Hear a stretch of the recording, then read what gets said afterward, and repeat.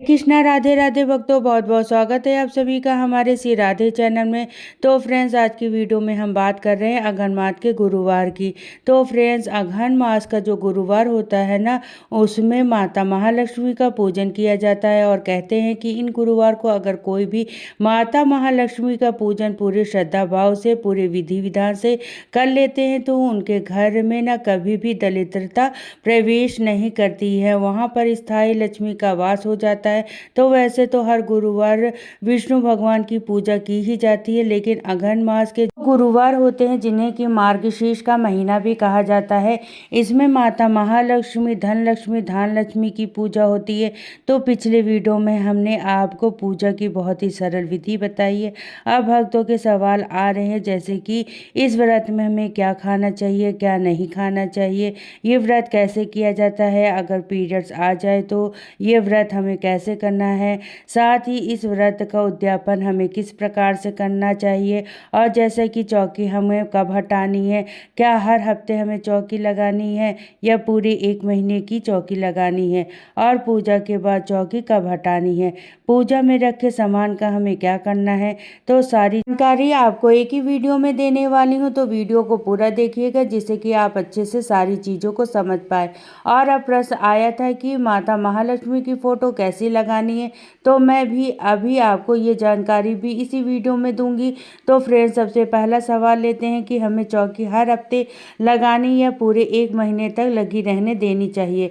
तो फ्रेंड्स, अगर आप अपने पूरे 1 महीने तक चौकी लगी रहने देंगे ना, वहाँ पर उतनी अच्छे से साफ़ सफाई नहीं हो पाएगी और देखिए डस्ट हो जाएंगे, धूल हो जाएगी, तो हमें चौकी लगाने के बाद हिलानी भी नहीं होती है जगह से। देखिए, अगर आप करेंगी हर हफ्ते इस पूजा के लिए, आप चौकी लगाएंगी हर गुरुवार को सुबह में, आप माता की चौकी लगाएंगी, कलश की स्थापना करेंगी, ठीक है। अच्छा, रह गई फोटो की, तो जो भी फोटो आपके घर में है जिसकी आप पूजा करते चले आ रहे हैं, वो माता महालक्ष्मी की फोटो आपको रखनी है, ठीक है। जैसे आपके पास अगर भगवान विष्णु के साथ माता लक्ष्मी की फोटो है तो वह भी आप रख सकते हैं, श्री यंत्र भी रख सकते हैं, और अकेले माता लक्ष्मी की फोटो है वो भी आप रख सकते हैं, ठीक है। और अगर आप फोटो नहीं भी रखना चाहते हैं तो आप कलश की ही माता लक्ष्मी, महालक्ष्मी मानकर उनकी पूजा कर सकते हैं आप। तो फ्रेंड्स, अब चाहे फोटो रखें या ना रखें, लेकिन कलश की स्थापना इस व्रत में बहुत ही ज़्यादा जरूरी होती है। आप कलश को सुंदर सा सजा सकते हैं, तो आप कलश में चुंदरी उड़ाकर फूल माला पहना दें और माता की आकृति बनी हुई फोटो वगैरह भी आप ले सकते हैं, आप कलश के ऊपर चिपका सकते हैं।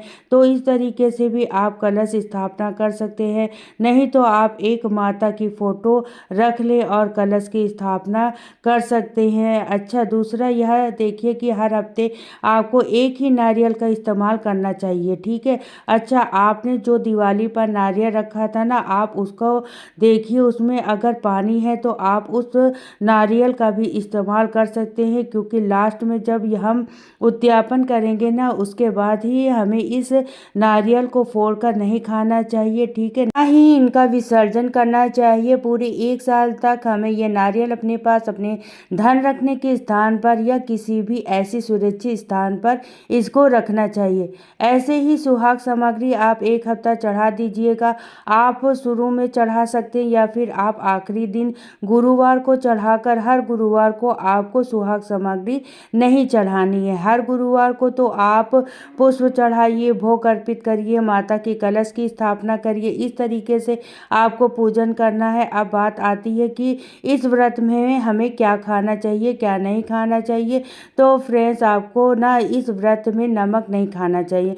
इस व्रत में नमक का सेवन नहीं किया जाता है। वैसे तो देखिए, आप जितना हो सके फलाहार पर ही आप रहने की कोशिश करिए, लेकिन क्योंकि इसका संकल्प हमें पहले दिन से ही लेना होता है कि हमें ये व्रत किस प्रकार से करेंगे, ठीक है। और चारों गुरुवार या 5 गुरुवार जो भी पड़ता है, एक जैसा ही जो है संकल्प जो आपने लिया है वैसे ही आपको फलाहार करना है। जैसे आपने अगर अन्न यहाँ पर व्रत रखा है कि हमें अन्न एक समय पर भोजन ग्रहण करेंगे, तो आप भोजन ग्रहण कर सकते हैं, लेकिन कोशिश करिएगा कि मीठा भोजन ही हो, ठीक है। और अनाज खा सकते हैं, इस व्रत में कोई ऐसी मनाही नहीं है।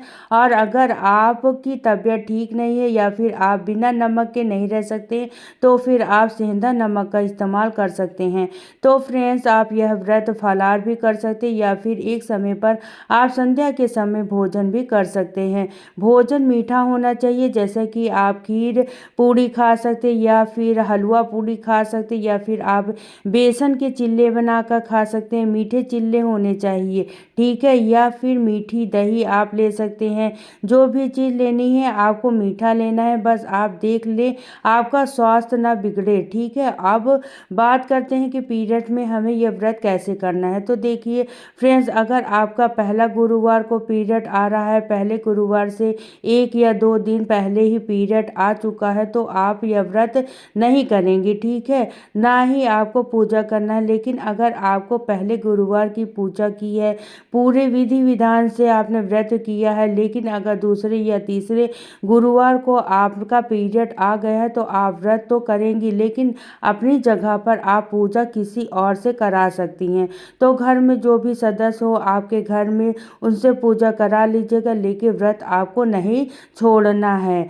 और अगर आपके सारे व्रत अच्छे से हो गए हैं, मान लीजिए जो उद्यापन वाला है आखिरी गुरुवार है, उसमें अगर आपका पीरियड आ जाता है तो जो आपका उद्यापन है उस गुरुवार को नहीं करना चाहिएगा। उसके अगले जो गुरुवार आएगा उसमें आपको व्रत का उद्यापन करना चाहिए, ठीक है, क्योंकि इस तरीके से हमें कोई व्रत उठाने हैं। व्रत बड़ा होता है ना, उसी प्रकार से वो उद्यापन उस विधि होती है, उद्यापन की वो भी बहुत ही माने जाती है। तो पीरियड में हमें उद्यापन भी नहीं करना चाहिए। तो आप जान लीजिए कि हमें उद्यापन किस प्रकार से करना है। तो क्योंकि यह माता महालक्ष्मी की पूजा है, जिस प्रकार से हम वैभव लक्ष्मी का उद्यापन करते हैं ना, ठीक उसी प्रकार से हमें गुरुवार का जो अगहन के गुरुवार है इसका भी हमें उद्यापन इसी प्रकार से करना होता है।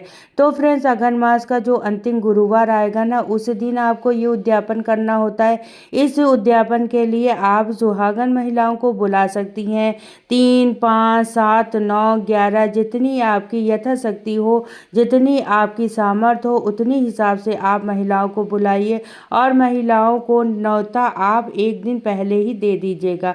और जो महिलाएं आपके व्रत के लिए उद्यापन के लिए आएंगी वो भी पूरी तरीके से शुद्ध और पवित्र होनी चाहिए, मतलब कि उनका कोई भी किसी भी महिला का पीरियड वगैरह की कोई दिक्कत उस समय पर ना हो। और हो सके तो आप बड़ी उम्र की महिलाओं को आप न्योता दें, क्योंकि देखिए उनके चरण स्पर्श हमें करने होते हैं, उनका आशीर्वाद भी हमें लेना होता है, ठीक है। और इसके अलावा फ्रेंड्स, जब वह महिला आपके घर आए तो उनको बिल्कुल साक्षात माता महालक्ष्मी का स्वरूप मानकर उनको पैर छूइएगा, उनको प्रणाम करना चाहिए। उनके बाद आप उनके चरण धुला सकते हैं, उनको आलता लगाइएगा, उनके माथे पर आप तिलक करिएगा और जो भी भोजन आपने तैयार किया वह आप उनको आदर पूर्वक ग्रहण कराइएगा, ठीक है।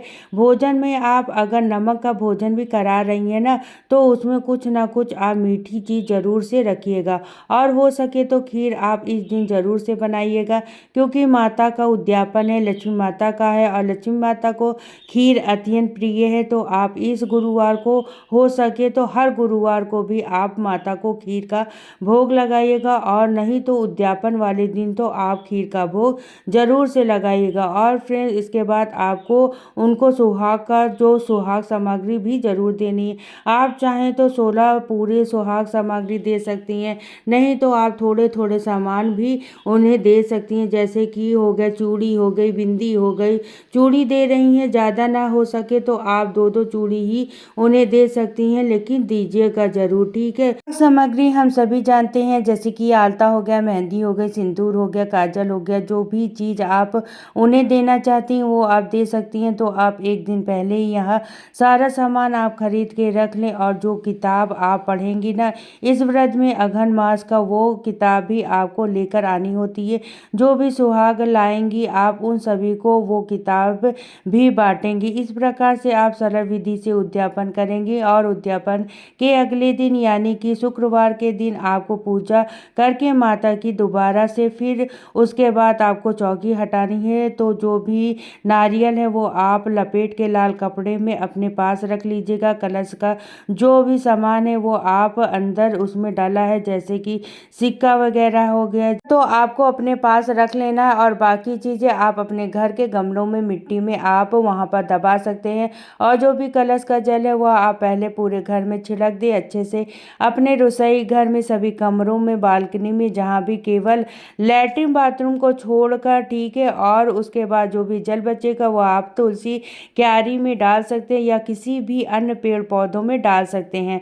और उसके बाद आपको ध्यान रखना है कि जो भी भोग आपने माता लक्ष्मी के लिए रखा है ना, वो भोग आपको बाहर किसी को भी नहीं देना है। वो भोग आप घर के सभी सदस्य मिलकर खाएंगे। और जो भी पैसा आपने माता महालक्ष्मी को चढ़ाया या उनके पास के पूजन किया है, उन पैसों को भी आप अपने पास रखिएगा, जो किसी को दान नहीं देंगे। देखिए, जो भी चीज़ आप दान देंगे ना उसे अलग से रखिएगा, लेकिन जो भी माता लक्ष्मी को चढ़ाई हुई चीज़ें होगी वो घर की महिलाओं को ही इस्तेमाल करना होता है। वो सामग्री हमें बाहर किसी को नहीं देनी होती है, ठीक है। तो फ्रेंड्स, बस ध्यान रखना यह है कि आपको कोई भी चीज़ माता महालक्ष्मी की जो भी हमने पूजा में रखी है, वो चाहे फूल हो, पत्ती हो, कुछ भी हो, चाहे उसे घर के बाहर कभी भी डालकर नहीं आना चाहिए। उस पर आप अपने घर में विसर्जित करें और अपने घर के गमले में दबा दें, मिट्टी में दबा दें, या फिर कोई भी जमीन है, प्लॉट है, वहाँ पर भी आप मिट्टी में माता को जो विसर्जित की जो भी सामग्री है वो दबा सकती हैं, ठीक है। लेकिन भूल कर भी